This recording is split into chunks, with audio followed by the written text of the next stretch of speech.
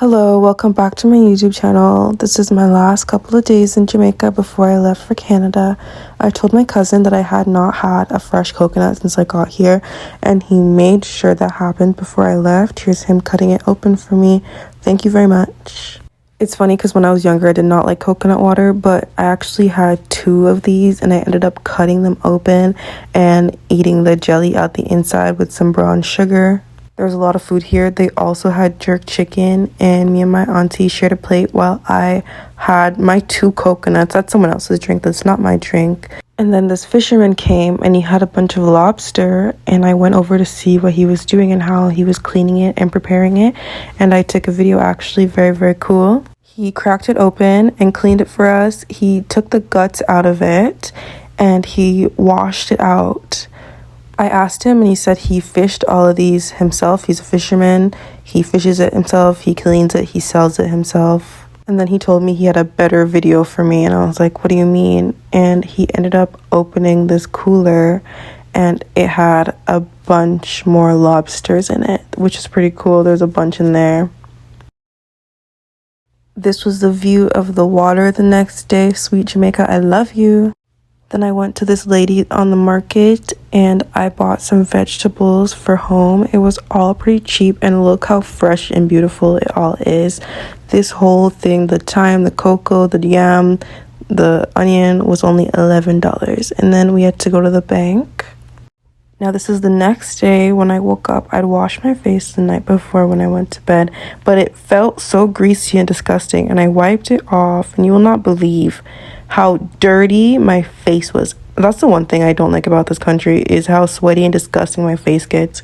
I had to dump everything out of my suitcase and completely repack it and organize. Before I did that though, I went and had me a good breakfast: boiled green bananas, cabbage and saltfish, an egg, and some black mint tea. I went to this lady's store. It's actually more of a clothing store, but she does hair, and before I left I wanted to do my hair one more time, so I showed up in my bonnet and she got me looking right.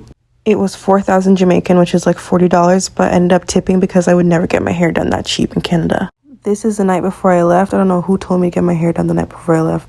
This is the day I was leaving. I took my last good shower with a bucket and water. I literally prefer to bathe this way. I had mint tea from the bush in my grandma's yard and some fried dumpling and chicken back, and then we headed towards the airport.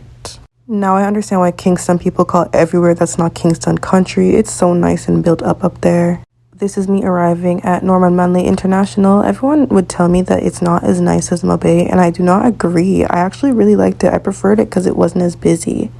This is me waiting to get my boarding pass and to check my luggage. And then I don't know what kind of sickness took me, because I was in the line. I was like, ooh, Island Grill or Burger King? And I remember the Burger King in Jamaica being really good when I was a child. And I was like, yeah, okay, let's see if it's still good. Spoiler alert, I should have gotten Island Grill. Look at this little dega burger. This is not looking like the picture. I was so disappointed, and it did not taste good. My belly is full and I had to board the plane. I got on my seat, window seat as always. I always make sure I get a window seat. Little did I know that was the last time I was going to see my little carry-on. Well, maybe not little. The lady said it was too big and made me put it underneath the plane. This is me taking off. This is Kingston from above. This really nice flight attendant gave me free Air Canada headphones so I could watch this movie. It's about a boy going to Toronto from Jamaica, and he did not want to move. It made me cry. It was too relatable. That's the CN Tower when I landed in Toronto. My flight was delayed for 4 hours, and little did I know that my little carry-on was spinning around the carousel in Toronto International Airport because these people didn't put it on the plane. I got this hot chocolate. It was not good. A&W, fix up. This is me getting on my second flight finally after 4 hours of waiting. I was so tired, and this is when we landed. And then I went to the carousel and realized my bag is not there at all. So I was just waiting at the carousel and they lost one of my bags. Thank you so much, Air Canada. I love you so much. Like, you're so useful. You're so helpful. Like, every time I travel with you, there's always an issue, and I love that. Like, it's just like such a great story to tell. Like,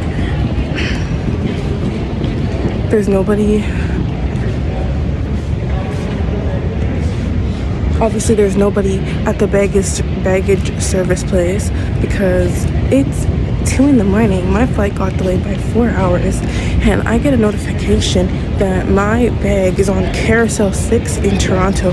Why? That's not where I'm going. I had a connecting flight there, yes, but that's not where the fuck I was going. This is me showing the time on the board. It was 2:48. I was so tired and I was so upset. Sorry for the cussing, y'all. Anyway, I had to leave. I had somebody waiting for me to go home, but yeah, I couldn't even stay there. Last night before I went to bed, I called Air Canada and I was like, deliver my bags to me, please. And they're like, yeah, sure thing. Sorry about the inconvenience. And I was like, all right. Went to bed feeling good. Tell me why I wake up and I get a notification that my bag is spinning around the carousel in Edmonton. Yo, are y'all not gonna bring it to my house? I'm not going back to the airport. I don't have a ride. Like, how am I supposed to get it? Now my good mother is on the phone talking to these people and getting it delivered here. Because what do you mean it's in the carousel? Y'all said y'all would deliver it. I'm so tired of it. I better get compensated so good. And I'm gonna let y'all know if my stuff is missing. Because Toronto's bare pure thieves.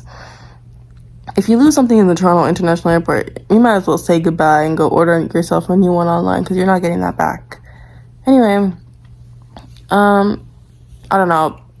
I'll let y'all know in a different video if I get my stuff back. I'm back in Canada. It's actually not that cold. Global warming's doing its thing. Like, I could go for a walk right now. I think it's like 1-2 degrees, which is okay. I'll just bundle up and go for a walk or something. Anyway, I'm gonna make myself breakfast, go work out, maybe go to the library. Definitely have to go to the library and then like do some schoolwork. I'm not gonna let myself lay in bed and rot all day, but I still need to wait for my delivery for my bag, so I don't know.